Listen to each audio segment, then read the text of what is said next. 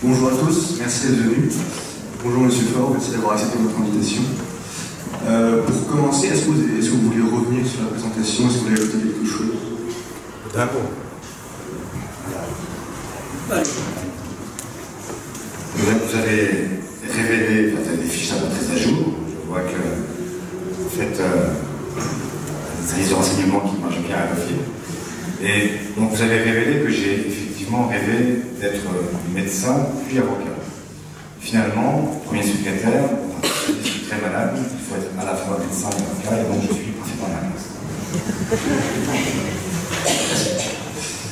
Alors, je vais vous rappeler les trois thèmes qu'on va aborder. Donc, la situation du PS aujourd'hui, les élections européennes du 26 mai prochain et le mouvement des Gilets jaunes.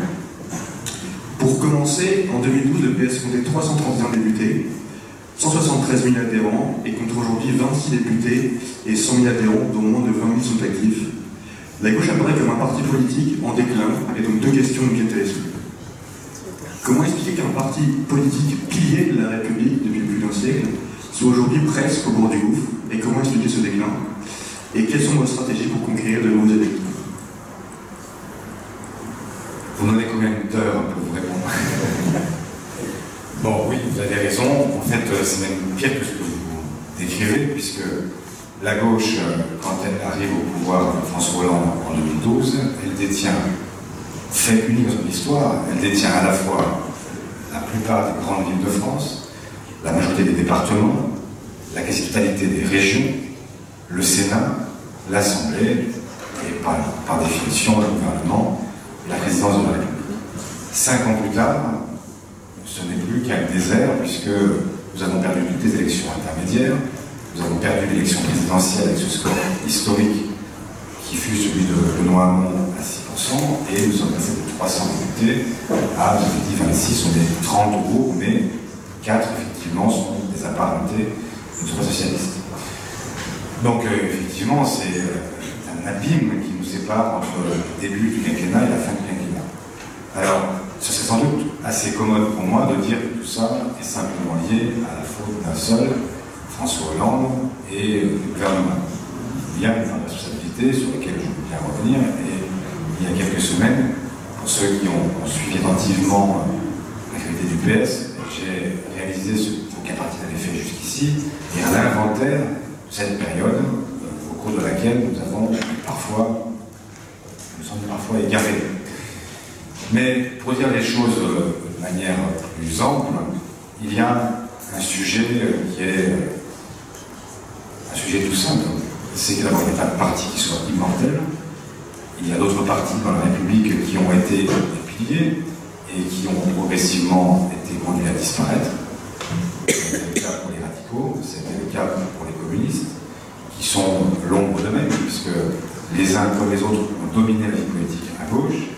Et donc la question aujourd'hui pour le PS, c'est de savoir s'il est à la fin d'un cycle historique et qui est donc condamné à disparaître à son tour, en restant en survivance pendant des années, ou si il a la capacité à se régénérer. Et dans son histoire, le PS a connu d'autres crises, et des crises aussi violentes.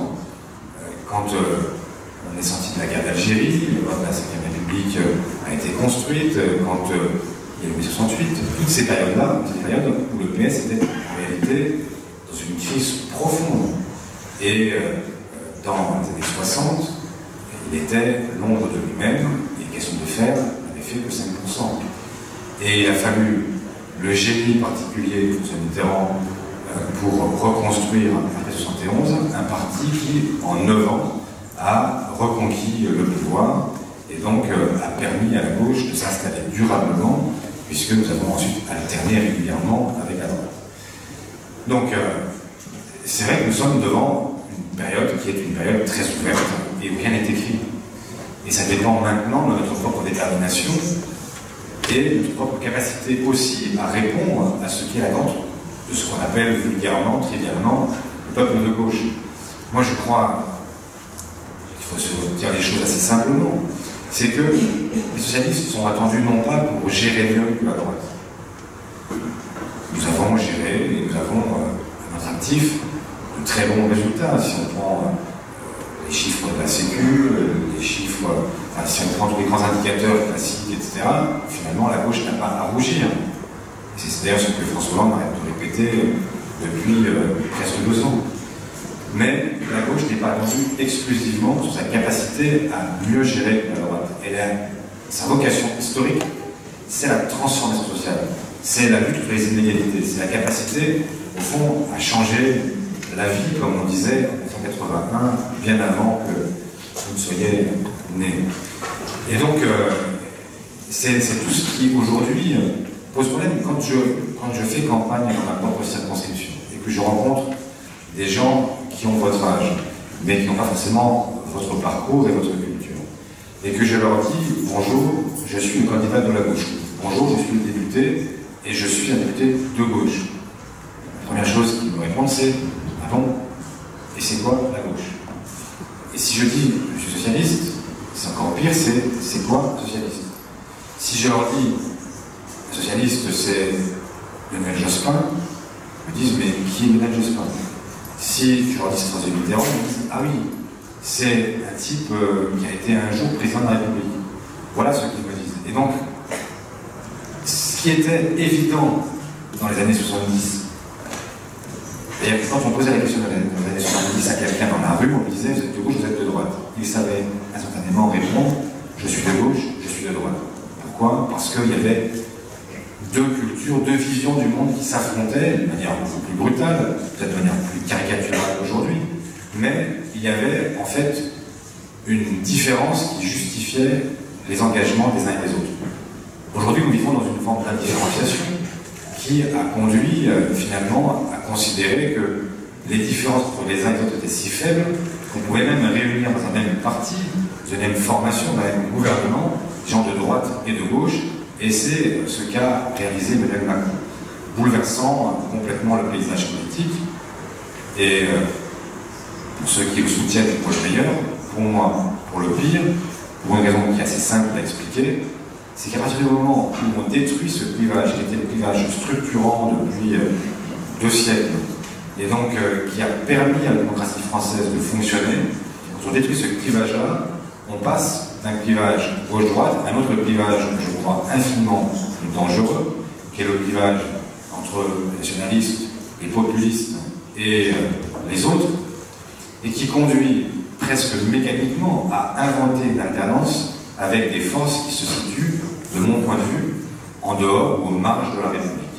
Et donc, mais c'est le problème, c'est que, et c'est tout le jeu tactique stratégique que porte Emmanuel Macron depuis 2 ans, ce jeu que vous avez tous saisi, qui est de dire c'est ou moi, Emmanuel Macron, ou le chaos étant incarné pendant 18 mois par Jean-Luc Mélenchon et depuis quelques mois par Marine Le Pen, alternant de l'épouvantail Le Pen ou de l'épouvantail Mélenchon selon les périodes, mais en fait fixant l'idée que l'alternance viendra forcément des extrêmes.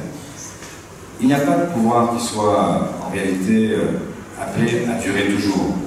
Et donc, ce que je vois comme danger dans l'expérience qu'il est en train de mener et de conduire, c'est qu'il conduit à ce que la France finisse par connaître une alternance qui puisse être redoutable, en tout cas de mon point de vue. Je ne suis pas évidemment obligé de le partager, mais pour moi ce serait redoutable d'avoir à connaître une expérience comme celle que connaissent aujourd'hui pour des dimensions variables, la Pologne, l'Italie et l'Autriche, et la montée des extrêmes partout, en Suède, en Allemagne, enfin il y a peu de pays européens qui sont aujourd'hui épargnés par cette montée. Et comme l'histoire n'est pas linéaire, et qu'il n'y a pas, comme on a pu l'écrire ou le penser avec la chute du mur de Berlin, une fin d'histoire qui consacrerait l'économie du marché et la démocratie libérale comme étant le modèle définitif pour l'ensemble du monde, eh bien, comme ça n'est pas linéaire, jouer avec le feu, allumer les allumettes et les jeter dans la prairie, ça peut à un moment donné être extrêmement dangereux. Voilà, je ne sais pas si j'ai digressé, j'ai complètement répondu à votre question, mais oui, nous sommes face à un moment qui est un moment particulier de notre histoire, où nous sommes, et ce que je porte depuis 10 mois que je suis premier secrétaire, c'est la montée d'une renaissance. Une renaissance comme la Renaissance italienne, c'est-à-dire que c'est à la fois l'idée qu'il faut repartir aux origines, C'était ça la Renaissance italienne, c'était à la fois le retour pour eux vers l'Antiquité, nous vers ceux qui ont pensé le socialisme au début du siècle passé, tout en l'adaptant, en le modernisant complètement au monde qui vient. Le monde qui vient, c'est celui dont on va parler si on parle des européennes, c'est le monde du changement climatique, des grandes mutations avec le numérique, avec l'intelligence artificielle. Et donc comment est-ce qu'on fait pour, avec ces mêmes valeurs-là, penser le monde qui arrive, qui sera le vôtre dans les prochaines décennies, et qui peut être soit une chance, une opportunité, ou au contraire un monde très sombre et que je ne voudrais pas que nous ayons à vous laisser. Et du coup, j'aimerais revenir sur les stratégies que vous voulez adopter pour la reconquête justement du PS que vous évoquez. Quelles sont vos stratégies pour attirer les nouveaux électeurs? Alors, il y a ce que je rêve de faire et puis ce que j'arrive à faire. Donc, dans ce que je rêve de faire, il y a toujours l'idée de d'abord ne pas exclusivement penser boutique, donc un appareil, le PS, une formation politique avec toutes ses qualités, mais penser la gauche en son ensemble. Parce qu'aujourd'hui, le risque qui pèse sur la gauche, c'est son effacement du champ politique. On avait autrefois, même dans les périodes de crise, une alternance qui était quasi mécanique, ce qu'on appelle l'effet de balancier. Ça partait un peu à droite, ça partait de toute façon à gauche, puisqu'il n'y avait pas de choix pour alterner. Aujourd'hui, on est dans une forme, on a connu une forme de pentapartisme, 5 partis qui disputaient le pouvoir dans l'élection présidentielle, 5 partis qui pouvaient prétendre au deuxième tour de l'élection présidentielle, et on est dans un moment où se cristallise à nouveau l'opinion, en tout cas il y a un risque de cristallisation avec un nouveau bipartisme, mais qui est là, plus inquiétant, parce que c'est un bipartisme qui oppose d'un côté l'extrême droite aux libéraux qui incarnent Emmanuel Macron. Et donc, la première question que je me pose, c'est comment est-ce qu'on évite l'effacement de la gauche. Et donc, je vais commencer par une énigme qui est facile à résoudre, mais vous avez un président de la République qui connaît en fait une vague d'impopularité, même si aujourd'hui il se redresse, mais vous prenez Emmanuel Macron il y a 6 mois et Emmanuel Macron aujourd'hui, c'est pas le jour et la nuit, mais c'est quand même une descente très forte. Vous avez donc un président qui baisse, dont la politique est approuvée approximativement par un quart ou un cinquième des Français, et malgré tout, dans les intentions de vote européennes, et même si c'était présidentielle demain matin, il serait avec un socle électoral qui serait plus élevé que celui qu'il avait lors du premier tour de la dernière fois. Mais au deuxième tour, il est plus bas, et beaucoup plus bas qu'il n'était lors de l'élection présidentielle. Donc comment est-ce que cette énigme va être résolue? Avec des choses simples. C'est qu'aujourd'hui, sur le champ politique, vous avez des gens qui sont dans une forme de recherche de ce qui pourra être la digue qui s'élèvera face à un tsunami annoncé, celui nationaliste, des populistes, etc. Et donc, la question pour quelqu'un de sensé, voilà, il se dit, mais au fond, comment est-ce que je me protège? Est-ce que je me protège avec la digue, ou est-ce que je me protège avec le château de sable qui s'aligne les uns des autres? La digue, vous l'aurez compris aujourd'hui, est représentée par la République en marche parce que c'est l'édifice qui est le plus élevé. Et les petits châteaux de sable, ce sont ces formations de gauche qui refusent de se rassembler et qui, malheureusement, refusant de se rassembler, donnent le sentiment qu'aucune d'entre elles est en capacité de contenir le danger nationaliste.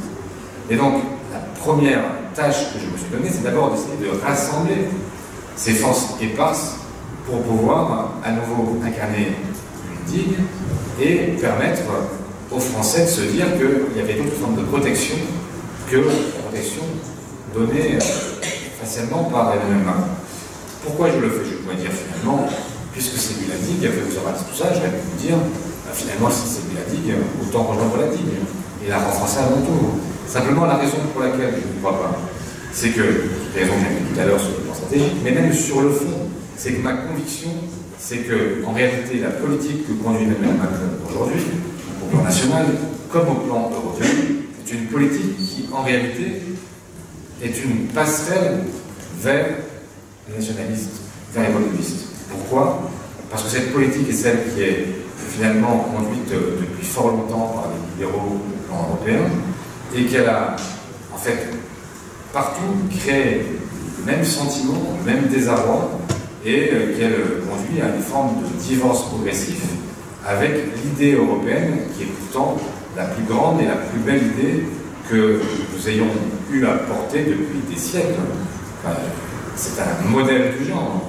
Imaginez que des pays qui se sont fait la guerre pendant des générations entières, après 2 guerres mondiales, ont réussi à s'unir et à construire ensemble un espace pacifié, économique, etc., enfin bon, démocratique. Et donc, même s'il y a beaucoup encore à en dire, c'est quand même un magnifique édifice, mais qui est aujourd'hui menacé par les politiques qui sont conduites. Et donc, pour toutes ces raisons-là, la première tâche que je me suis donnée, c'était celle-là. Alors, c'est pas si simple, parce que c'était facile. Quand on avait un grand parti socialiste qui dominait complètement le reste de la gauche, il y avait un parti central, qui était un parti qu'on disait d'ailleurs hégémonique à gauche, et qui disciplinait tous les autres, qui les obligeait, qui les contraignait. Quand il n'y a plus que des partis qui pensent tous être dans un concours où finalement l'enjeu c'est de faire 1% de plus que le voisin. Évidemment, la discipline n'existe plus. Et vous pouvez vous retrouver avec des gens qui pensent peu ou prou la même chose, mais qui, parce que par l'égoïsme partisan, par la volonté de se prouver quelque chose à soi-même, par la volonté d'être le parti qui, dans 20 ans ou 30 ans, s'assurera le leadership sur la gauche, voilà, on a cette espèce de concours que je trouve vraiment, je n'ai pas retrouvé. Enfin, je me retrouve aujourd'hui avec une liste annoncée hier qui est celle de Benoît. J'ai fait moi-même la campagne de Benoît pour l'élection présidentielle parce qu'il était le candidat choisi par les primaires. Je me retrouve avec l'annonce d'une liste de Génération Écologie qui va être défendue par Delphine Bateau, qui était ma vice-présidente quand j'étais président du groupe socialiste à l'Assemblée. Je me retrouve à côté de Jean-Luc Mélenchon, qui a été longtemps dans le Front National du Parti Socialiste et qui a été ministre de Lionel Jospin. Alors, chacun cherche de manière outrancière à élargir le clivage, à faire en sorte qu'il puisse justifier son existence propre. Mais la vérité quand même, c'est qu'on a une gauche aujourd'hui toute mouillée, qui pèse 30% des voix dans l'élection européenne. C'est juste famélique. Et donc, s'il n'y a absolument aucune capacité à responsabilité pour tous ces gens-là, effectivement, nous aurons besoin de toutes celles et ceux qui se reconnaissent encore dans la gauche pour arriver à déterminer quel est le pôle autour duquel ça peut se reconstruire. Puisque la discipline, l'autodiscipline ne naît pas spontanément, alors moi je demanderais aux électeurs de gauche de venir aider à discipliner en reconstruisant en fait un grand parti central, seule nature à effectivement permettre ce rassemblement, non pas par la bonne volonté des uns et des autres, mais tout simplement parce qu'il faut recréer des rapports de force. Je trouve ça triste en réalité, parce que justement, je pense que l'opportunité qui nous était offerte, c'était de pouvoir construire avec des gens qui n'étaient plus dans une forme qui n'étaient plus dominés par un parti, mais qui pouvaient construire une alliance et s'enrichir les uns des autres. Ça n'est pas compris ni par Yannick Jadot, ni par Benoît Hamon. J'en suis désolé, et donc on construira avec ceux qui le font, et on verra, et je laisserai la porte ouverte jusqu'à la fin à celles et ceux qui voudraient malgré tout rejoindre une forme de conscience commune. Mais j'avoue que, en vous en parlant, la colère me monte un peu au nez, parce que je me dis quand même quel gâchis, quelle incapacité collective à se comporter, à se mettre à la hauteur du moment. Parce qu'on n'en a pas encore parlé, mais le moment, c'est pas n'importe lequel. C'est un moment dans lequel nous sommes confrontés à des défis qui sont historiques. J'ai dit à l'instant, on parlait de réchauffement climatique, mais comment est-ce que celles et ceux qui vont faire 5% dans la prochaine échéance électorale peuvent penser qu'en ayant fait 5%, en refusant de s'allier avec les sociodémocrates au Parlement européen, vont pouvoir changer l'Europe? Comment peut-on se priver de la deuxième France au Parlement européen d'aujourd'hui et dire mais moi je vais changer l'Europe? Mais vous allez changer quoi? Vous allez hurler dans le désert, vous allez être sur votre chaise au Parlement européen, vous aurez 2 minutes comme tous les autres et vous direz je ne suis pas d'accord. Ça sert à ça une élection européenne? Non, moi je n'en peux plus de ces gens qui se pensent comme des minoritaires, qui sont, ça a été utile parfois de lancer l'alerte, et les écologistes depuis René Dumont ont été ceux qui ont alerté avant les autres. Mais la question n'est plus de lancer l'alerte aujourd'hui, elle est de construire des options qui soient des options majoritaires, qui permettent aux gens de pouvoir avoir des options qui permettent de changer effectivement le monde qui vient. Et le monde qui vient peut être un monde tragique. Nous sommes en train de renouer avec la tragédie. Nous sommes tellement habitués à la paix, au confort, etc., que nous nous sommes habitués à l'idée que plus rien ne nous menaçait. Mais rien n'est plus faux aujourd'hui. Enfin, je suis trop long. Je vous laisse, j'y reviendrai parce que je sais que les questions viendront. Et voilà.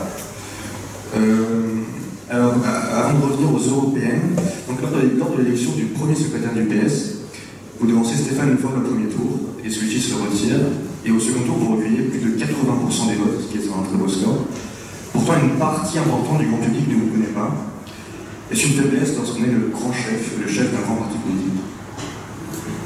Bah oui, c'est une faiblesse. Forcément, quand dans une république, la 5e République, où la question de l'incarnation est une question qui demeure centrale, on se pose toujours la question de savoir, non pas ce que pense telle ou telle formation politique, mais quel est celui qui va pouvoir conduire sa formation politique à la victoire et donc présider aux destinées de la France. Forcément, ne pas être connu, ne pas avoir une identité qui soit comprise par l'ensemble de ses concitoyens, c'est une faiblesse, c'est une évidence. Mais quand on reconstruit avec aussi, enfin, c'était difficile, et c'est la raison pour laquelle j'étais candidat à cette élection. Stéphane Le Foll a beaucoup de qualités, et loin de moi l'idée de construire des murs entre ce qu'il est et ce que je suis. Nous avons beaucoup travaillé ensemble pendant de très longues années, et il y a des approches différentes, des pratiques différentes, certainement une conception du pouvoir différente, mais il y a aussi, sur le fond, beaucoup de familiarité entre nous. Mais moi je pensais, et je pense toujours, qu'il fallait aussi adresser un autre signal, qui est celui de notre capacité à repartir et à reconstruire sur des bases qui soient des bases quand même différentes.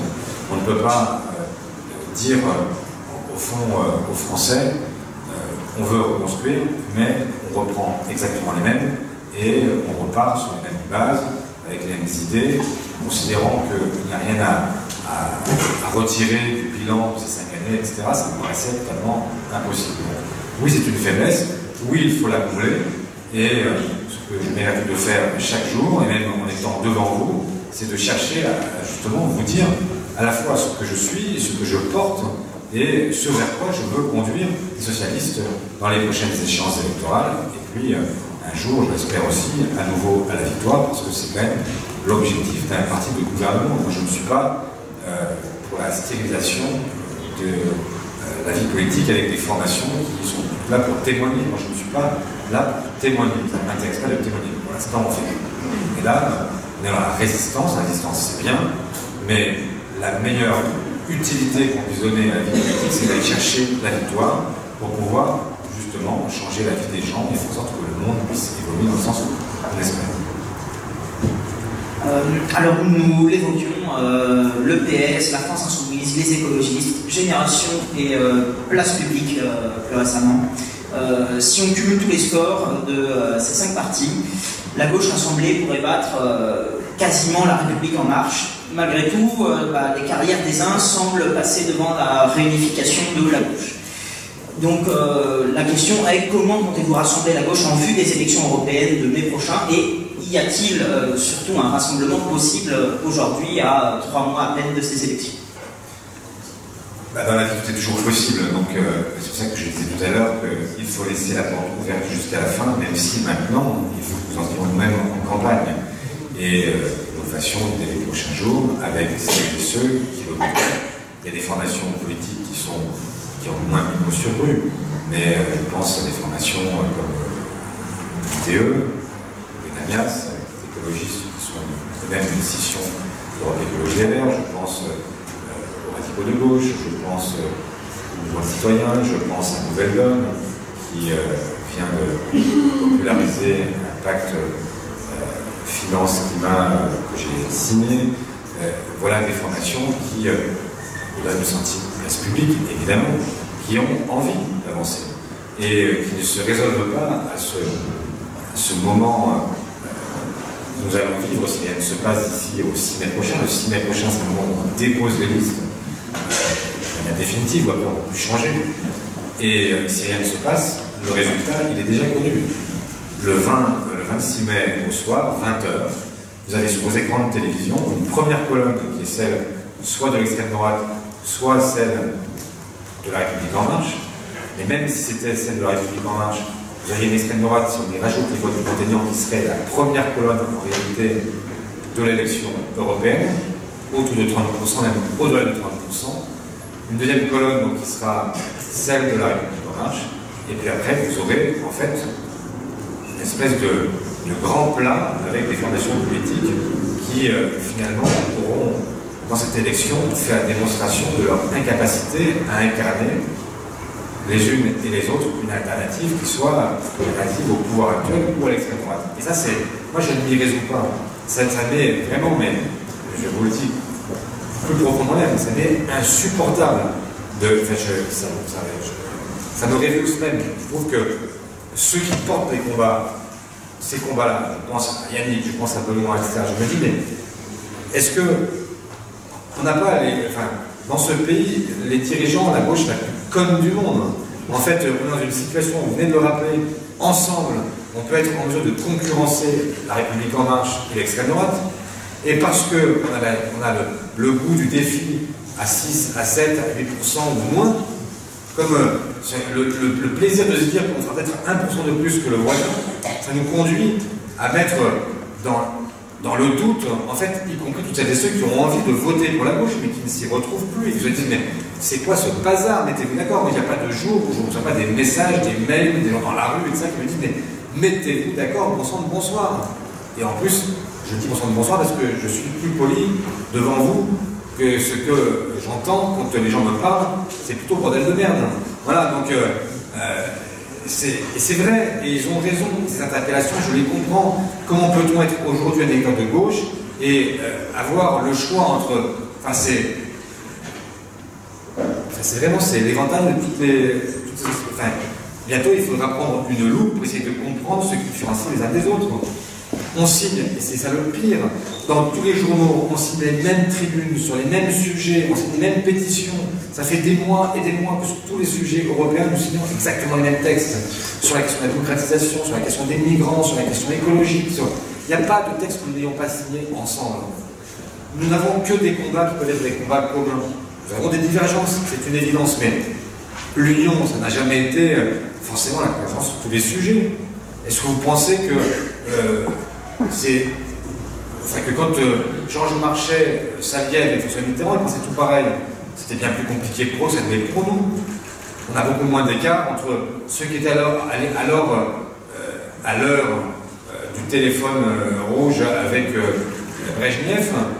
Aujourd'hui, aucun d'entre nous n'est soumis à cette... Là, donc on est vraiment... C'est insupportable de voir effectivement les égos l'emporter sur ce qu'est l'intérêt général. Et donc, oui, jusqu'à la fin, je porterai ce combat-là et je me battrai pour que cette gauche-là entende ce message. Et j'espère que dans les prochaines semaines, ne serait-ce que par votre capacité sur les réseaux sociaux, par les pétitions qui peuvent naître, par les sondages qui peuvent indiquer un certain nombre de choses aussi, c'est qu'il y aura une réaction de l'électorat de gauche qui dira « Stop les gars, franchement là, vous n'êtes franchement pas à la hauteur ». Et face à justement tout ce que vous venez de dire, est-ce que vous seriez prêt à laisser votre place par exemple à Yannick Jadot qui pour l'instant est premier dans les sondages pour la gauche? Est-ce que vous seriez prêt à... Mais je l'ai déjà dit à plusieurs reprises et publiquement, nous sommes les seuls à avoir fixé aucun préalable. C'est ça, on ne peut pas dire mieux. C'est-à-dire que nous sommes prêts à discuter avec toutes les formations politiques de gauche pour parvenir à un accord. Moi, j'ai des conditions sur le fond.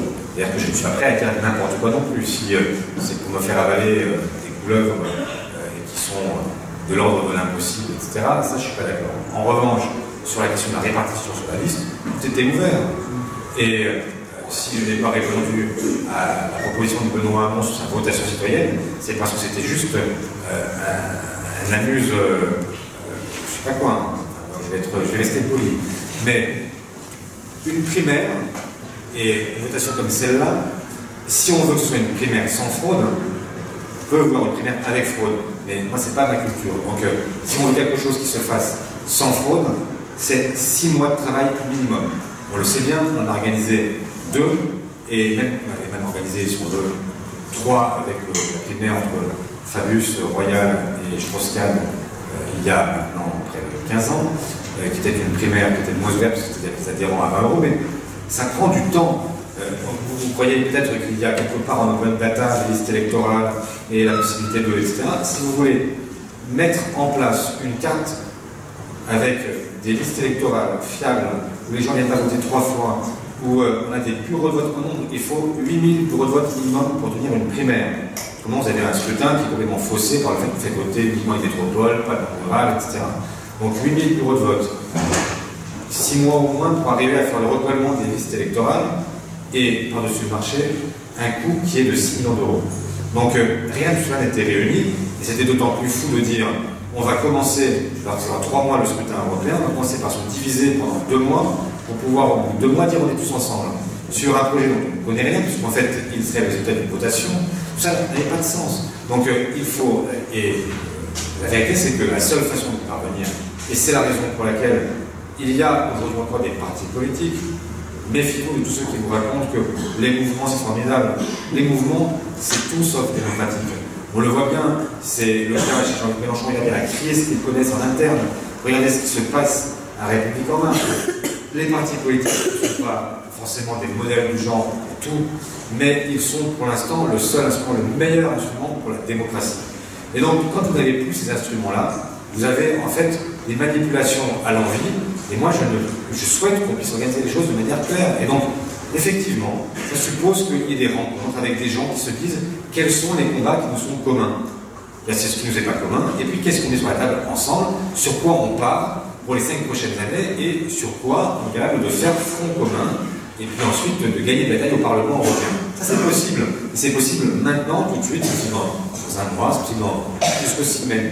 Mais c'est vrai que ça supposerait une prise de conscience qui malheureusement n'est pas encore là. Pour finir sur l'Europe, donc le PS défend une ligne pro-européenne, sociale et écologiste, et nous sert aussi comme dans de nombreux pays d'Europe comme en Autriche, en Hongrie, en Italie, en Italie, les électeurs lésés par la mondialisation portent au pouvoir des candidats anti-mondialistes et anti-européens. On observe aussi que les élections européennes sont régulièrement finalement des référendums de soutien ou de rejet du pouvoir en place. Et finalement, doit-on craindre un score record des extrêmes dans le 6 mai prochain? Record sans doute, parce que ce sera une nouvelle progression. Je ne suis pas... Ce ne sera pas l'apocalypse.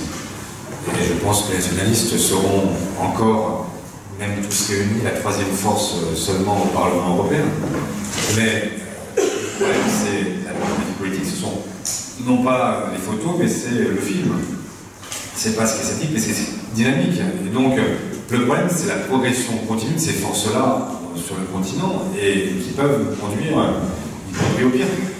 Je vais vous raconter une histoire sordide, mais qui ne fait, qui n'est que de la politique fiction et qui a justement vocation à alerter pour qu'elle ne se réalise jamais.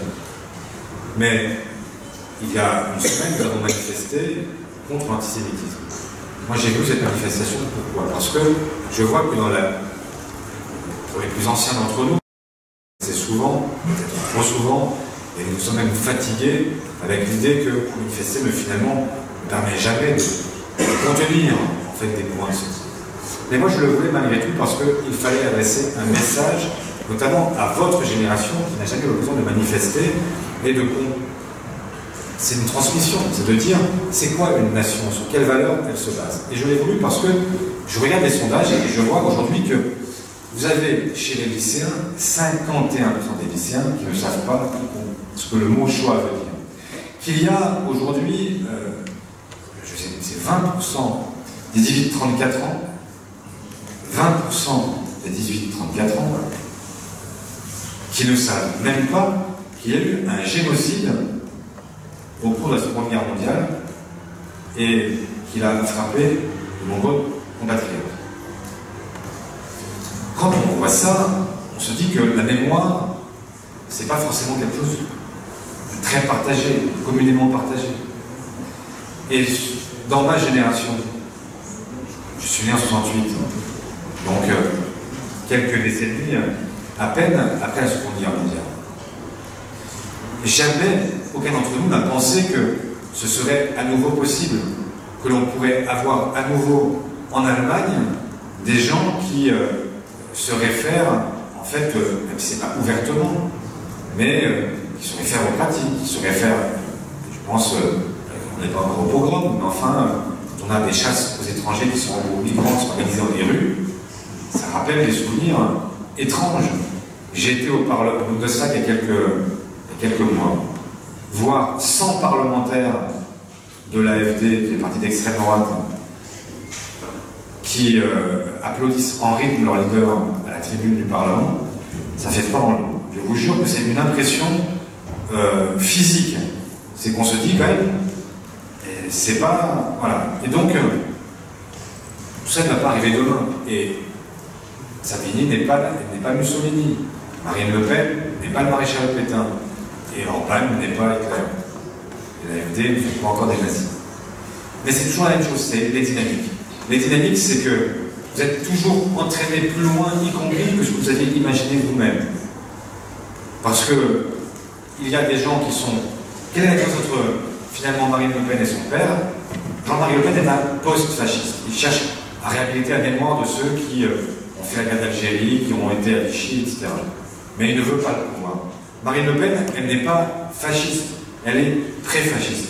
C'est-à-dire qu'elle n'est pas encore fasciste, mais elle est de ceux qui préparent ouvertement le chemin, consciemment ou inconsciemment, au fascisme, parce que les dynamiques qu'elle crée conduisent forcément à terme à ces logiques-là. Ça, c'est pour la partie la plus politique. Mais on continue sur la question climatique. Je lis comme vous ce que nous disent les experts. Ils nous disent dans 20 ans, dans 30 ans, dans 40 ans, l'activité humaine principale, si rien ne se passe, et donc j'insiste sur le si rien ne se passe, ce sera en fait de rechercher à boire et à manger. Alors, peut-être pas partout, peut-être pas dans tous les pays, mais en tout cas, pour l'essentiel de l'humanité, la tâche permanente, principale, quotidienne, ce sera de chercher à boire et à manger. Je ne vous parle pas du millénaire prochain, je vous parle de décennies que vous êtes appelés à connaître vous-même. Et donc, que se passera-t-il quand nous aurons dans 20 ans, 30 ans, 40 ans, ce que nous disent les prévisionnistes, c'est que ce sera 1 milliard. Là aussi, ce n'est pas 300 comme pour la Croix-Russe, ce n'est pas 1 million comme ceux qui sont arrivés en 2015 en Allemagne. C'est 1 milliard de femmes, d'hommes, d'enfants qui vont devoir se déplacer parce qu'ils ne peuvent plus boire, manger, nourrir leur bétail, faire en sorte que, tout simplement de vivre. Et toute l'histoire de l'humanité est identique. Vous connaissez ce livre qui est un best-seller qui s'appelle Sapiens, et dont je suis l'un des principaux promoteurs dans toute la France, depuis que je l'ai lu. Parce que, tout simplement, l'histoire de l'humanité, elle est simple à comprendre. Quand il fait trop froid, on bouge. Quand il fait trop chaud, on bouge. Quand il n'y a rien à manger, on bouge. Eh bien, quand les gens auront faim, auront soif, auront trop chaud, ils vont bouger. Et 1 milliard de femmes et d'hommes qui bougent, ça veut dire qu'ils commencent par bouger de quelques kilomètres, puis de quelques centaines de kilomètres, et puis ce sont des guerres climatiques que chacun a en tête.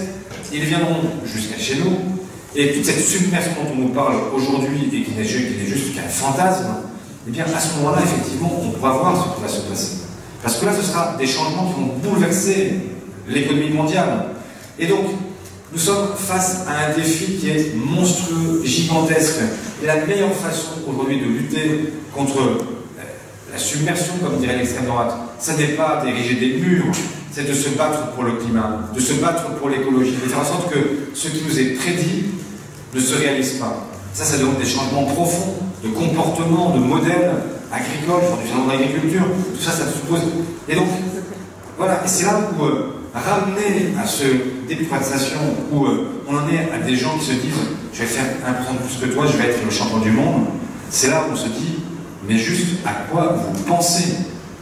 Où est-ce que vous êtes au moment où on a besoin de vous? Comment vous regarderont vos enfants dans 20 ans, dans 30 ans, quand vous aurez peut-être disparu, mais que eux se rappelleront que quand il fallait faire, vous n'avez rien fait. Et c'est ça qui est terrifiant, et c'est pour ça que moi je fais de la politique depuis le début. Je ne fais pas de la politique pour me servir. On a tout à l'heure parlé de mon parcours. Je ne voulais pas être premier secrétaire. Ça a été dit souvent, etc. Ce n'était pas mon rêve.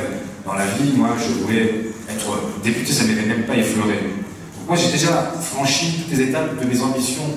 Je n'ai pas besoin de me valoriser davantage. Je fais tout ce que je fais parce que je crois à ce que je fais. Et je fais ça avec l'intime conviction que si on ne le fait pas maintenant, demain, ça retarde. Et donc, voilà, il faut se battre. Et c'est aussi ça le sens de l'engagement. Pourquoi je me suis engagé à 16 ans? Pour les mêmes raisons. Et c'est pour ça que maintenant, 30 ans plus tard, je me bats toujours. C'est parce que je crois aux mêmes choses et que je crois à l'engagement. Et je crois au fait que chaque génération a une responsabilité. Et chaque génération vient aussi avec ses propres combats. J'avais écrit il y a quelques années avec d'autres de mes camarades un bouquin qui s'appelait Le bruit du tic-tac, qui ne parlait pas de terrorisme, qui parlait tout simplement de ce bruit du tic-tac qui est le bruit du tic-tac dont parlait Hannah Arendt, et qui est celui qui réveille chaque génération, parce que chacune d'entre elles sait qu'il y a effectivement quelque part une bombe.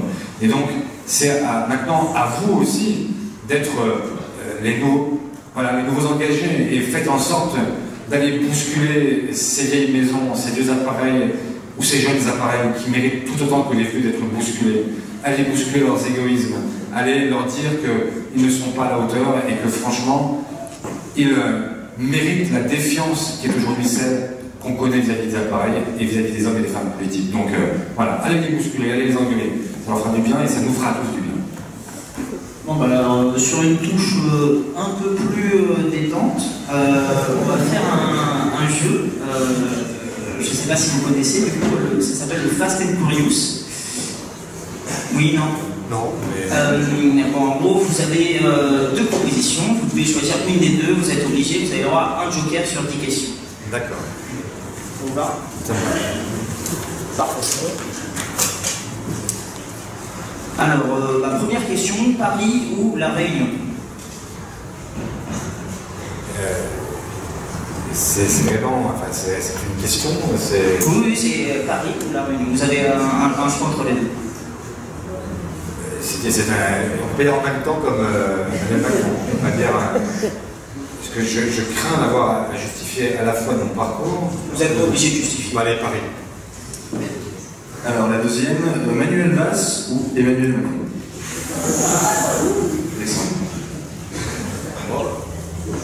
Les deux me vont, j'aimerais bien répondre aux deux, donc allez, Manuel Valls. Génération ou place publique? Place publique. François Hollande ou François Mitterrand? François Mitterrand. Un PS fort ou une gauche forte?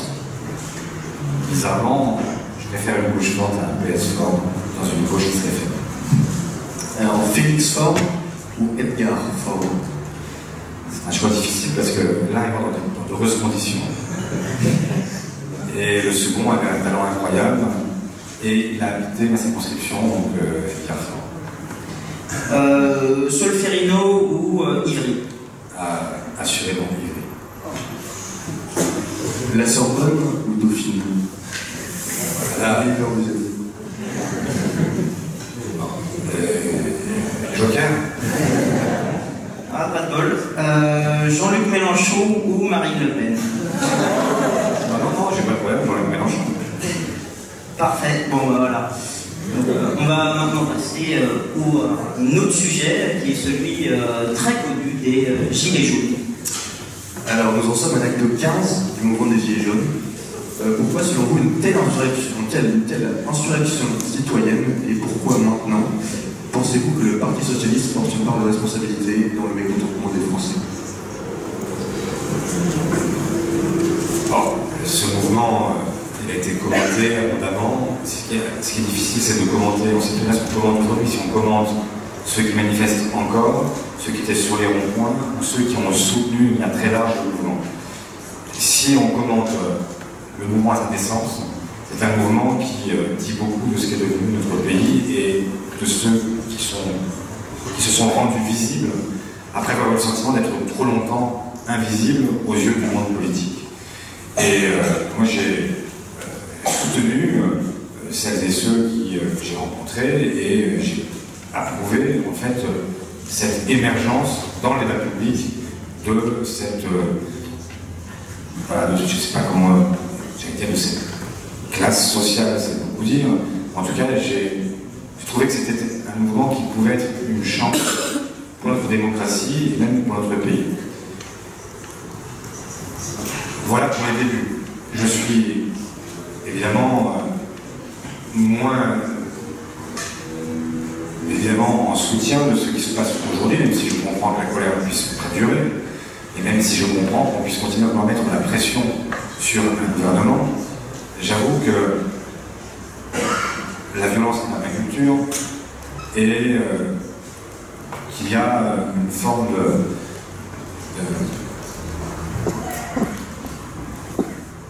d'incompréhension de ce que sont encore les revendications portées par les GIE tous les samedis. Et donc il y a quelque chose qui devient compliqué avec eux et que j'aurais largement préféré qu'ils s'inscrivent dans une forme de débat démocratique, on se désire des représentants, qu'ils se choisissent des thèmes et on puisse avoir une discussion qui soit une discussion nourrie avec l'ensemble des corps intermédiaires et avec le gouvernement, ce qui n'est pas le cas aujourd'hui. Et donc ça détruit en partie le message qu'il porte, je le répète, parce que d'un mouvement qui était un mouvement ultra populaire, on est passé à un mouvement qui donnait encore un soutien plutôt majoritaire, mais enfin du bout des lèvres. Et c'est du coup, là vous avez réussi à construire un rapport de force puissant avec le pouvoir actuel. Ils sont en train de le servir et de l'aider à se rétablir en usant de l'argument sécuritaire, de la peur, etc. Et donc, je trouve que c'est lui rendre service pour autre chose. Alors, est-ce que nous en sommes en partie responsables? Nous en sommes tous responsables en partie. Mais pourquoi est-ce que ça a explosé maintenant? Ça n'a pas explosé dans les années précédentes. Tout simplement parce que Emmanuel Macron a porté à incandescence la question des inégalités. Comment vous pouvez, dans le même projet de loi de finances, expliquer que quand vous êtes un pauvre locataire, on va baisser vos APL, quand vous êtes un retraité modeste, on va baisser votre pension de retraite, et que dans le même temps, vous allez supprimer l'ISF pour ceux qui ont des revenus mobiliers, et même vous allez aller plus loin, vous allez faire le prélèvement forfaitaire unique, qui revient à dire que désormais, vous avez des contribuables qui vivent de leurs dividendes, qui sont imposés en taux, qui sont moins imposés que celui qui rentre dans l'impôt sur le revenu, c'est-à-dire juste au-dessus du SMIC. On rentre à 14%, eux, ils sont à 12,8%. Et pour tous les autres, c'est un impôt qui est progressif, avec des tranches que l'on franchit au fur et à mesure que ces revenus augmentent. Eh bien, pour ceux qui sont porteurs de dividendes, c'est le calme plat, puisque de toute façon, vous êtes à 12,8, vous gagnez 1 million d'euros, 2 millions d'euros ou 1 milliard d'euros par le biais de vos dividendes. Donc, on a là une injustice qui était insupportable. Et quand vous y rajoutez le fait que pour pouvoir financer ces cadeaux fiscaux, il faut maintenant trouver de l'argent, et qu'ils augmentent la taxe carbone dont nous sommes les inventeurs, en l'occurrence, et je m'en félicite. Je pense qu'il faut donner un signal prix et faire en sorte que, y compris les constructeurs, aient envie de passer du diesel à autre chose. Il fallait, y compris, adresser un signal au marché pour qu'ils comprennent qu'il n'y avait plus d'avantage compétitif à continuer à rouler au diesel. Donc je m'en félicite simplement. Quand on augmente la trajectoire, cette taxe carbone de 55 milliards en 5 ans, évidemment, ce qui était supportable par le commun des mortels ne l'est plus. Et donc, on aboutit à une révolte qui a été le début de la crise des Gilets jaunes. Mais tout ça est lié au fait qu'on a donc une politique très injuste sur le plan fiscal, une politique y compris énergétique, dont on comprend qu'elle n'est même pas financée par taxe carbone, puisqu'en fait c'était 20% seulement de ce qui était le produit étendu de cette taxe carbone qui était en fait à remettre sur une politique de transition énergétique. Donc tout ça mis bout à bout donne à la fois l'autonomie, et on se dit mais de qui se moque-t-on? Et donc à la fin on a envie de dire que ce pouvoir n'est pas dehors. Et donc c'est ce qui s'est passé. Et tout le problème du grand débat qu'il conduit depuis plusieurs semaines, c'est que c'est devenu un grand monologue, et qu'il a d'ores et déjà cherché à le cadrer et à finalement, je le crains, vouloir donner des réponses qui sont des réponses exclusivement institutionnelles, et même dans le domaine institutionnel qui concerne exclusivement le Parlement. En gros, en fait, il y a une crise qui est dirigée contre le président de la République sur une base qui est sociale, fiscale, écologique. Eh bien, il réussit cet exploit de nous expliquer que demain, la réponse, elle doit être essentiellement institutionnelle, et elle doit porter non pas sur le président, mais elle doit porter sur tous les autres.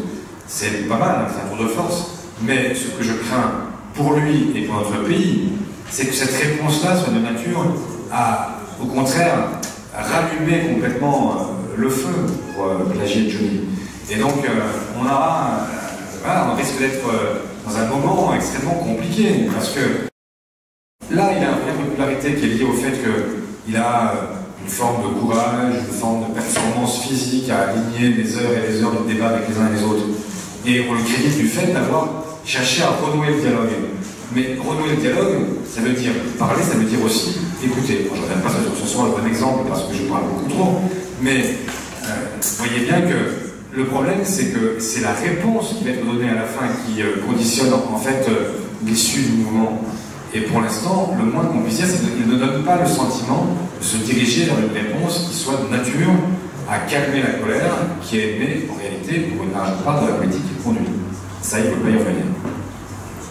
Vous critiquez aujourd'hui et le 24 janvier dernier sur le plateau de ces matins les violences perpétrées lors des manifestations des Gilets jaunes, mai 68, les émeutes de 2005. Ne pensez-vous pas qu'aujourd'hui, si ces manifestations sont si médiatisées, c'est principalement justement dû à cette grande violence? C'est même pire que ça. C'est que, c'est ce que me disent, et là, il y a une responsabilité qui est là aussi. S'il faut envoyer une responsabilité à Macron, elle est là aussi. Que disent les Gilets jaunes que je rencontre dans ma propre circonscription? Ils me disent, monsieur le député, on vous aime bien. La preuve, on vous a réélu dans une vague qui ne nous était pas favorable. Mais quand vous déposez des amendements, il y en a combien qui passent? Je leur dis, pas beaucoup. Quand les syndicats, les fameux corps intermédiaires dont vous vantez tous les mérites, quand ils manifestent sur la loi Pénicaud, est-ce que ça dialogue? Pas de dialogue. Quand ils manifestent sur la SNCF, est-ce qu'ils obtiennent quelque chose? Rien du tout. Eh bien nous, on a commencé par manifester pacifiquement. C'était comme vous.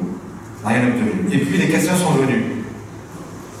Et quand les questions sont venues, pour la première fois, on a obtenu en 15 jours 10 milliards de la part du gouvernement et 7 milliards de la part du MEDEF. 17 milliards en 10 jours, simplement parce qu'il y a eu des violences et qu'on a des imbéciles qui ont été, y compris, briser les statuts sous l'Arc de Triomphe. Finalement, c'est rentable. Et aujourd'hui, on parle de nous dans toute l'Europe, dans le monde entier. Si on était manifesté pacifiquement, on n'aurait rien obtenu. Et donc, c'est là où il y a un mécanisme pervers. C'est que, et c'est là où ce gouvernement était à contre-temps en permanence. Moi, j'avais demandé à ce qu'il y ait des états généraux et un moratoire avant même le 7 novembre, parce que je sentais bien ce qui se passait. Je ne sais pas pour vous dire que je suis un prophète, mais vous irez chercher dans les archives du Monde une tribune que j'ai publiée au mois d'avril ou au mois de mai, et qui s'appelait « Violence partout, raison nulle part », et qui n'annonçait pas évidemment la crise des Gilets jaunes en tant que telle, mais qui racontait ce que ce pouvoir crée et ce qu'il risquait de se passer. Donc je n'ai pas dit il y aura des Gilets jaunes, mais je disais ça va péter. Et effectivement, l'explosion est intervenue. Et donc c'est tout le problème d'avoir aujourd'hui un pouvoir qui organise un face-à-face permanent. Tout à l'heure je l'ai dit, à la fois avec des épouvantails qui se choisissent, un coup extrême gauche, un coup extrême droite, et puis quand ce ne sont pas des épouvantails qui sont politiques, il est choisi en fait en allant chercher aussi la confrontation avec l'aile la plus radicale des Gilets jaunes, en la valorisant à sa façon, mais en cherchant l'affrontement direct et en organisant en fait une forme là aussi de débat qui est toujours le même, c'est ou moi ou le chaos. Mais ce discours-là, j'essaie de vous en convaincre depuis le début, c'est qu'il conduit toujours au chaos. C'est ce que j'ai dit depuis des mois et des mois, depuis la crise des Gilets jaunes. En fait, on avait dit, enfin, il dit c'est moi ou le chaos, en fait, c'est lui et le chaos, malheureusement. Juste repasser aux questions du public. Alors, on a 30 minutes de questions du public. Je vais lever la main pour revenir à nous.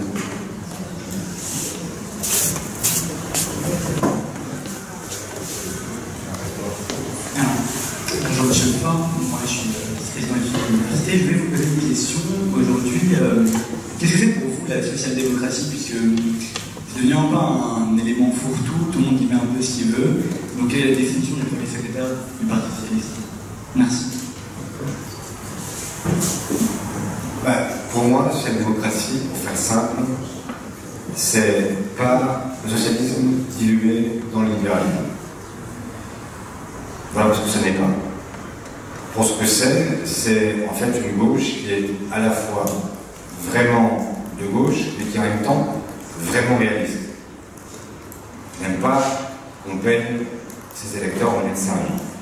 Et on n'est pas là pour faire simplement rêver, même si il faut fixer des perspectives, arriver à fixer des horizons, mais en même temps, si on était juste là pour flatter les rêves de chacun, nous ne serions pas non plus à la hauteur de ce qu'est notre rôle, qui est d'éclairer le débat public, de le faire avancer, mais pas d'être en permanence dans le fake, dans l'invention, dans la démagogie. Et la social-démocratie, ce qu'elle est historiquement, c'est quoi? C'est que, en fait, c'est à la fois la construction d'un rapport de force, et donc, on veut dire, un combat social, une volonté de transformation, mais aussi l'acceptation du fait qu'il y a des compromis à trouver sur la base des rapports de force qu'on arrive à construire. Pour faire simple, peut-être que demain, il faut se battre pour augmenter les salaires, n'importe quoi, de 40%, et peut-être que dans le rapport de force construit, et sur les réalités économiques aussi, ben, c'est pas 40%, c'est juste 10%. Mais il faut arriver à la fois, à chaque fois, à construire un rapport de force, et en même temps accepter l'idée que seul le compromis permet d'avancer. Et moi, je sais bien qu'on nous classe toujours, alors ceux qui sont très très à gauche sont ceux qui disent il faut en fait le SMIC à 6 000 €. Puis après, plus on arrive vers les socialistes, et voilà, et donc les socialistes disent bon, il faut augmenter de 10%, de 20%, et là on dit voilà, c'est vraiment plus de la gauche. Enfin, depuis un siècle, je vous demande, c'est une question que je vous retourne, quelle est la gauche qui a changé la vie? Celle qui propose le SMIC à 6 000 € ou celle qui propose en fait de changer graduellement? Ben, la réponse est dans la question. La gauche a permis de changer la vie, celle qui a permis à chaque étape de faire en sorte que les droits nouveaux, ça soit, rentre dans la réalité, qu'il y a un code du travail, qu'il y a un code de la santé publique, qui est, etc. Ben, ce sont en fait les sociaux-démocrates, pas ceux qui nous ont promis que demain on laverait plus blanc que blanc, ou que ce serait le grand soir ou le petit matin, enfin le grand matin, je ne sais pas comment on dit. Donc, social-démocrate, c'est quelqu'un qui accepte l'idée qu'on avance, mais qu'en même temps, eh bien, il s'adapte aussi au réel, parce qu'il nous rattrape toujours, et que ce n'est pas la peine de construire des châteaux en Espagne, c'est déjà suffisamment difficile de les faire en France.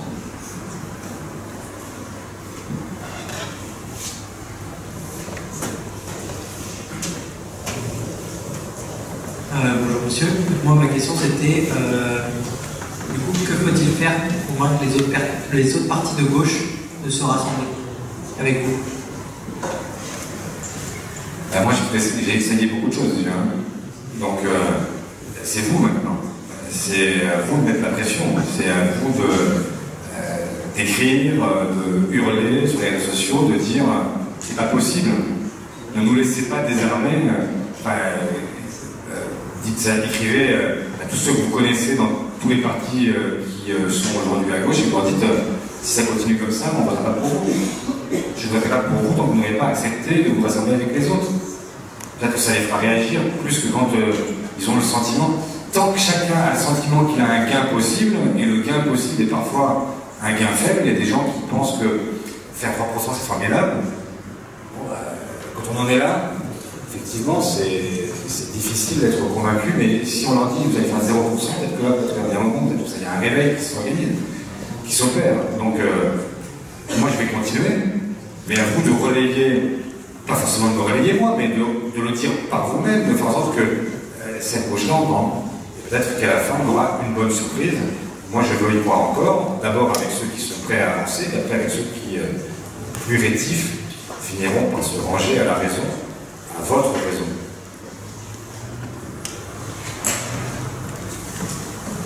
Bonjour Monsieur Faure. Alors, pareil que Armin, je suis à la section locale de l'UNEF. Je voulais un peu vous poser une question sur justement cette union possible, en tout cas qu'on espère, nous, électeurs de gauche, parce qu'on est globalement désespérés de la situation actuelle. Mais est-ce que c'est encore possible de faire une union en se basant sur le PS, sachant ce qui s'est passé sous le gouvernement Hollande, où quand même beaucoup d'électeurs de gauche ont été déçus de la politique qui a été menée, notamment la loi travail, la déchéance de nationalité, la faiblesse de la lutte contre la finance spéculative notamment. Est-ce qu'il est encore possible de faire avec le parti d'Épinay, ou est-ce qu'il faudrait plutôt laisser ce parti de côté et essayer de construire une nouvelle chose? Là, on peut toujours rêver, mais on peut toujours dire que ça se passera ailleurs. Enfin, quand il y a des outils qui existent, et puis en plus, d'abord, je voudrais revenir. J'ai fait l'inventaire de ce quinquennat. Il a été jugé sévère, il a été jugé brutal, il a été jugé tout ce que vous voulez, et donc c'est dire que je n'ai pas placé un peu ça sous le tapis. Je n'ai pas. Et reconnaissez qu'il n'y a aucun autre parti politique qui l'ait fait, il n'y a même aucun autre leader politique qui l'ait fait après l'élection présidentielle. En fait, il y en a un seul qui a gagné l'élection présidentielle, qui s'appelle Emmanuel Macron. Tous les autres ont perdu.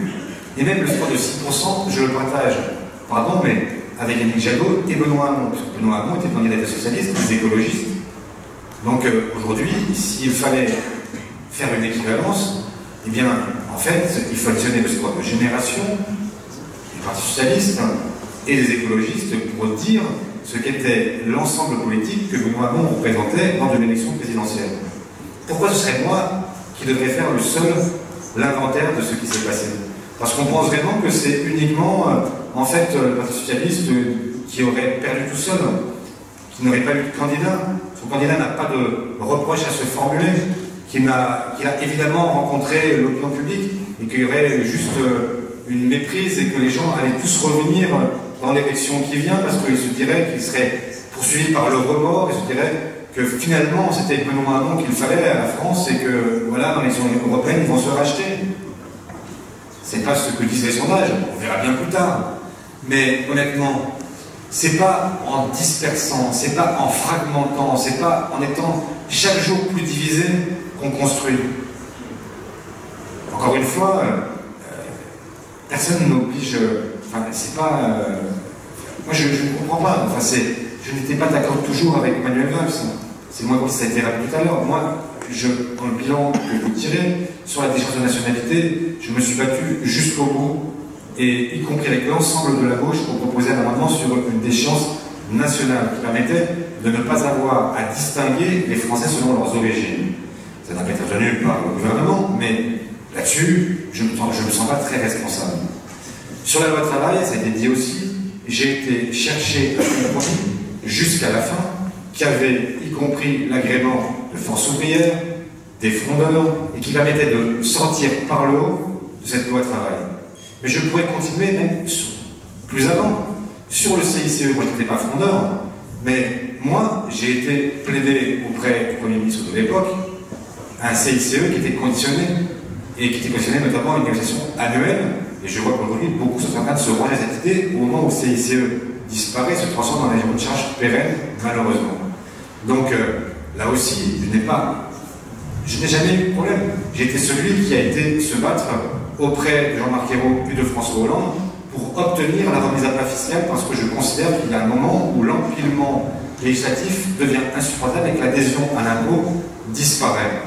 Moi, je voulais que nous traitions de cette question de manière profonde et que nous arrivions à renouer avec une forme, pour moi, qui est une base de la République, c'est l'adhésion à la loi.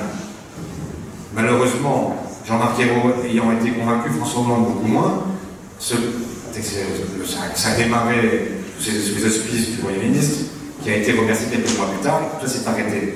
Mais donc, je pourrais faire le procès de tous ceux qui aujourd'hui disent qu'ils sont plus neufs que moi.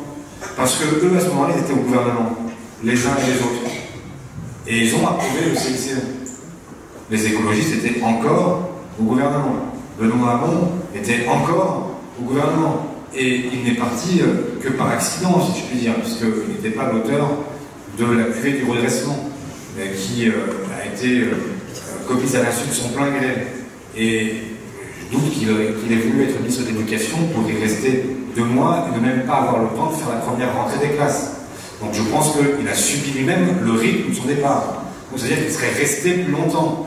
Et donc maintenant, venir me dire à moi, qui suis celui qui est resté pour refonder le Parti socialiste, me dire à moi que c'est moi qui dois porter en fait ce que eux ont avalisé pendant des mois et des années quand ils étaient ministres, je trouve ça fort de café, pour vous dire. Et donc, effectivement, je pense que ce parti est le parti avec lequel les choses renaîtront, parce que c'est ainsi fait que ce parti est un grand réseau. Enfin, il est celui qui, tout à l'heure on a dit 20 000 militants actifs, non. C'est un parti qui, quand on vote à 50 000, ça veut dire qu'il y a au moins 50 000 qui sont encore présents physiquement et qui sont là, au Parti socialiste. C'est un parti qui compte 80 000 élus, qui ne sont pas tous socialistes, mais qui sont apparentés, et donc c'est une force parlementaire. Nous ne sommes plus que 30 au Parlement, mais 70 encore au Sénat. Nous sommes la 3e force parlementaire dans la République. Nous détenons encore quand même de grandes villes. Vous êtes à Paris.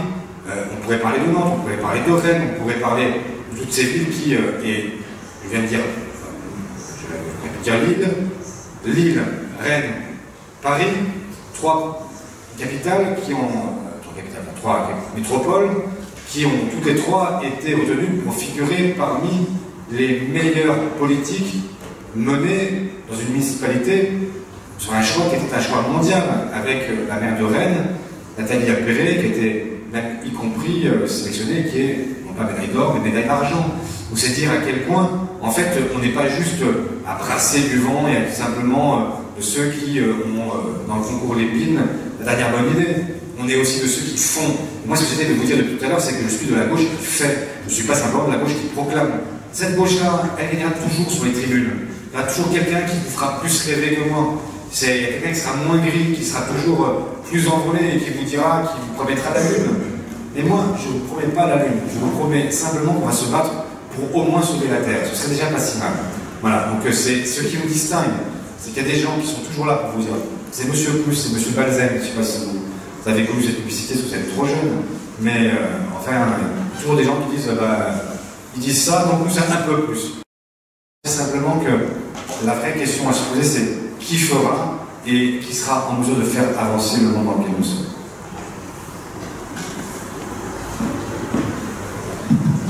Bonjour Monsieur Fort, merci pour votre intervention. Moi je voulais revenir sur Sapiens, je vais parler de Sapiens tout à l'heure. Je ne sais pas si vous avez lu le second volet Homo Deus, vous l'avez lu aussi. Je voulais vous parler de l'intelligence artificielle. Dans Homo Deus, il explique bien qu'il y aurait selon lui dans sa projection, la projection qu'il fait, 2 classes, une classe qu'il appelle la classe des inutiles et une classe d'humains, de sapiens augmentés. Je voulais connaître votre avis là-dessus, c'est pas vraiment une question, c'est assez général. Votre avis sur l'intelligence artificielle, est-ce que cela constitue une menace déjà pour l'emploi et puis pour, je dirais, la structure de notre société, je dirais, des rapports de classe à venir? C'est sûr que nous sommes. Je ne sais pas répondre à la question. C'est pour l'instant inconnu, mais qui suppose une réflexion et qui est une réflexion civilisationnelle. Parce que nous sommes aux avant-postes d'une révolution qu'on a un peu connue, avec effectivement des humains augmentés, pour ceux qui auront la chance de bénéficier de ces nouvelles technologies. Et puis des gens qui vont disparaître parce que tout simplement les métiers qui sont les leurs seront facilement remplaçables par la machine et par l'intelligence artificielle. Et donc on se dit effectivement quel est le monde que ça nous prépare. on sait que, c'est dans Modéus, dans l'introduction, pour ceux qui ne veulent pas aller jusqu'au bout, quand il raconte tout simplement le fait que nous on se dit super, il y a des voitures sans conducteur, on aura tous un chauffeur. Super, donc il n'y a plus de chauffeur, donc il y a un premier emploi supprimé. Il n'y a plus de chauffeur routier non plus. Donc ça fait un paquet de gens qu'on ne voit plus. Il n'y a plus de taxis, mais il n'y a plus de gens non plus qui sont là pour servir sur les relais sur l'autoroute. Ces gens travaillent, il y a plus dans les motels, ces fameux motels qui font la légende des grandes autoroutes américaines. Voilà. Donc on a une espèce de mouvement en chaîne qui est vertigineux. Quand on sait que là aussi, c'est pas seulement le travailleur manuel qui pourra se voir remplacé, comme il l'est depuis un siècle progressivement par la machine, mais c'est aussi le travailleur intellectuel, c'est le médecin, parce qu'il sera plus intéressant d'être ausculté par quelqu'un qui a non pas l'expérience d'un arrondissement, mais qui a l'expérience de la Terre entière et qui sait en fait les symptômes qui détectent chez vous pour dire que effectivement vous avez la même chose que celui qu'on a détecté et qui est en fait à l'autre bout de la planète. Donc vous aurez intérêt à être, vous serez mieux diagnostiqué par la machine que par l'homme. Et donc même le médecin va disparaître. Quand l'avocat qui aujourd'hui, ça a Dauphine, c'est embêtant, enfin dire que en fait même le juriste sera peut-être remplacé par en fait l'intelligence artificielle parce qu'au lieu d'aller écrire un expresseur, vous avez quelqu'un qui aura la mémoire non pas seulement des derniers arrêts, mais y compris des arrêts les plus reculés, et puis même chez des analogies dans une jurisprudence qui sera à l'autre bout du monde, etc. C'est quand même, il y a des postes poser des réelles questions. Et donc, c'est comment est-ce qu'on domestique et comment est-ce qu'on met cette intelligence artificielle au service de l'humanité. C'est quand même un sale principe. Et c'est pour ça que je crois aussi qu'on n'a jamais eu autant besoin d'une gauche dans les années qui viennent. Parce que si c'est simplement le marché qui dicte ces conditions, alors effectivement on va avoir de graves ennuis parce que on est dans une situation où on pourra faire même dans une circonscription où il y a beaucoup d'entreprises de logistique. Et donc où on a beaucoup de caristes. Vraiment, moi je dis beaucoup, c'est beaucoup de caristes. Et bien tous ces gens, en fait, sont progressivement remplacés par l'intelligence artificielle, par des robots, qui sont de plus en plus impressionnants, qui sont capables, enfin, quand il y a Sarenza.com, par exemple, chez moi, ces entrepôts, c'est des hectares d'entrepôts, et vous avez maintenant des machines, enfin, vous êtes sur votre ordinateur, vous dites, je voudrais la paire de pompes avec talon 30 cm, et c'est l'exemplaire unique en Europe. Et sur l'étagère, au 25e niveau, les machins, etc., vous allez voir une espèce de diable qui part tout seul et qui part chercher, en fait, votre paire de chaussures qui vous l'empaquette, et hop, ça part au centre de tri qui est à quelques centaines de mètres par chronopost ou je ne sais quoi, et vous recevez le lendemain matin. Ce monde-là, c'est à nous de le domestiquer. Et si on ne le domestique pas, il peut être soit un domaine où, enfin, un monde où on aura réussi à faire en sorte que le temps libéré soit un temps citoyen, un temps soit véritablement un temps d'émancipation personnelle, soit un temps où on apprend à vivre ensemble, où on apprend... Voilà. Et ça peut être une chance. Si ce n'est pas le cas, ça peut être le monde décrit par Harari, qui peut être effectivement un monde où vous avez des sous-hommes et des sous-femmes qui ne seront plus utiles à rien et qui seront en fait maintenus dans une forme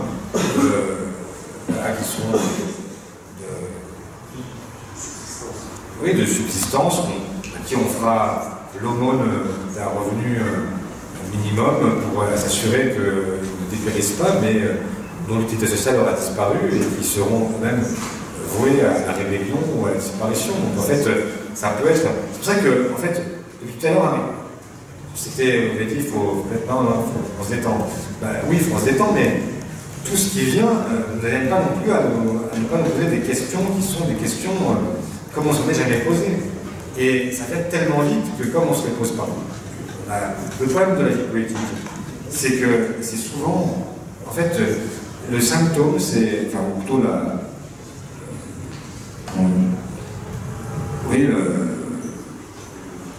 le symbole de cette vie politique qui fonctionne mal, c'est qu'à l'Assemblée, toutes les semaines, on a des questions d'actualité. Et donc la vie politique tourne toutes les semaines autour des questions d'actualité. Et le vrai sujet à traiter, c'est pas seulement l'actualité, souvent l'actualité c'est trop tard. En fait, quand on vous parle de Monsanto, votre assiette, Monsanto est dans votre assiette depuis 10 ans. Donc la question c'est comment est-ce que vous traitez des questions d'avenir. Et comment est-ce que vous faites pour que vous soyez en mesure de répondre aux questions qui vont se poser peut-être dans 10 ans, mais si on ne le fait pas maintenant, après c'est trop tard, après on subit. Donc voilà, et dans la refondation, dans la renaissance du Parti socialiste, de la gauche en général, il y a ces questions-là qu'il faut traiter. Et c'est pour ça que j'essaie en ce moment de renouer avec l'ensemble du monde intellectuel, syndical, pour arriver à produire une réflexion qui ne soit pas uniquement une réflexion de socialistes entre eux, mais que nous arrivions à produire une réflexion qui soit collective. Comment est-ce qu'on redéfinit le commun, comment est-ce qu'on définit en fait ce qui doit nous permettre, c'est quoi en fait une société dans laquelle on a envie de vivre dans 10 ans, dans 15 ans, dans 20 ans. Si on fait cet exercice-là, effectivement, on sera, pour revenir à la question d'avant sur François Hollande et sur le quinquennat, on a fait plein de choses dans le quinquennat. Je ne vais pas faire la liste maintenant, elle serait très longue. On a fait plein de choses qui ressemblent vraiment à ce que la gauche peut faire. Du compte personnel d'activité, au tiers payant généralisé, etc. Franchement, il n'y a pas à rougir. Mais il manquait une vision qui permette de comprendre où les socialistes veulent entraîner ce pays. Et cette vision manquait tout simplement parce qu'elle n'existe pas.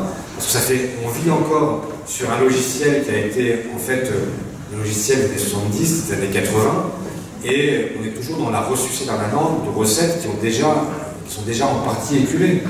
Mais c'est valable pour nous, c'est valable pour toute la gauche qui n'a pas su se mettre encore au diapason.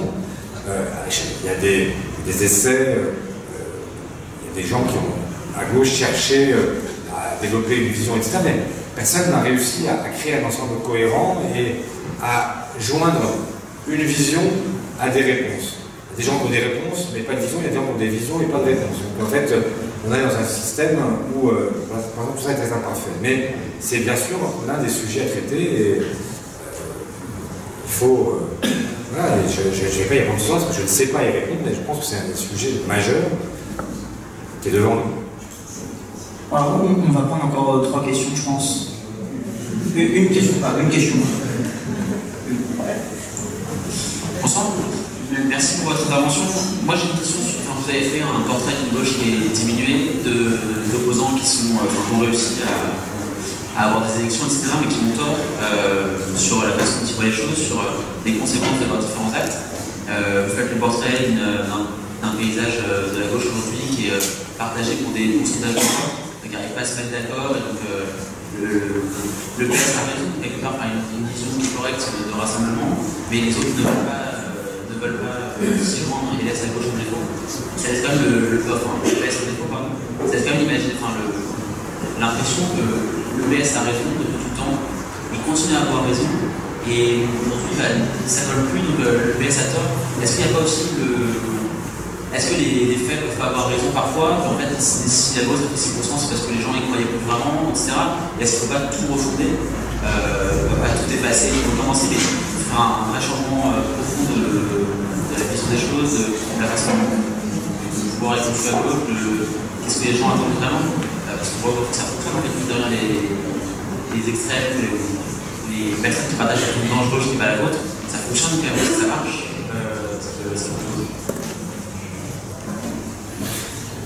Ben oui, ça marche. Enfin, ça marche toujours de la même façon. Moi, avec Jean-Luc Mélenchon, qui a été à 18%, aujourd'hui dans les sondages à 7,5%. Ce qui dit quand même quelque chose de la volatilité, de la fluidité aussi des électorats, qui donne à la fois le vertige pour ceux qui tombent et beaucoup d'espoir pour ceux qui sont tombés. Donc ça permet de relativiser aussi. Mais oui, bien sûr, moi je suis pour une refondation en profondeur, parce que il y a beaucoup de sujets sur lesquels nous sommes devenus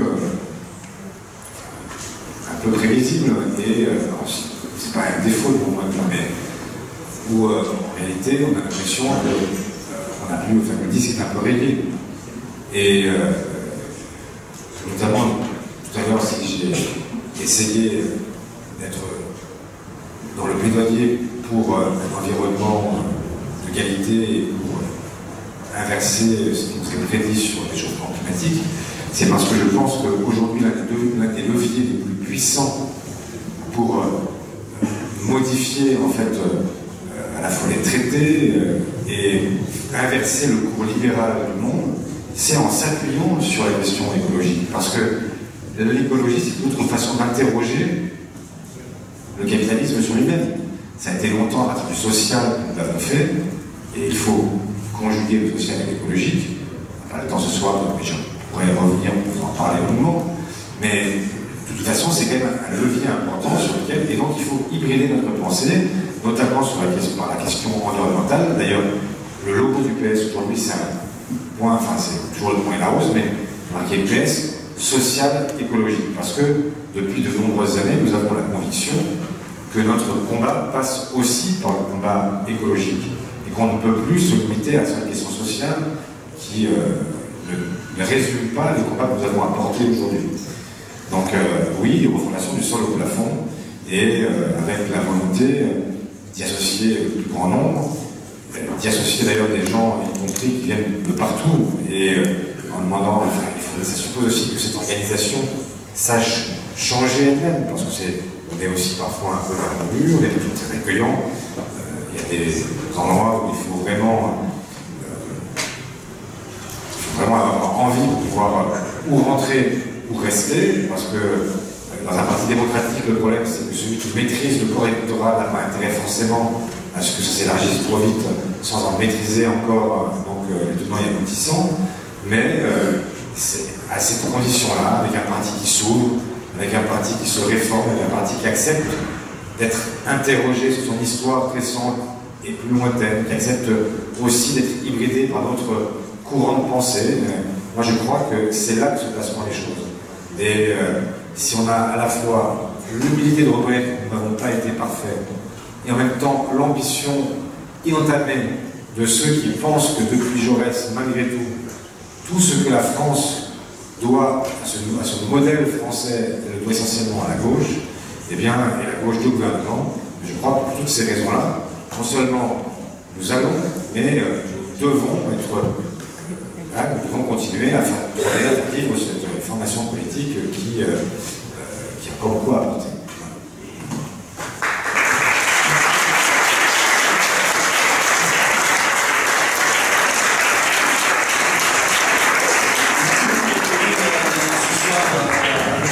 Monsieur Faure, et nous avons été honorés de recevoir DDD.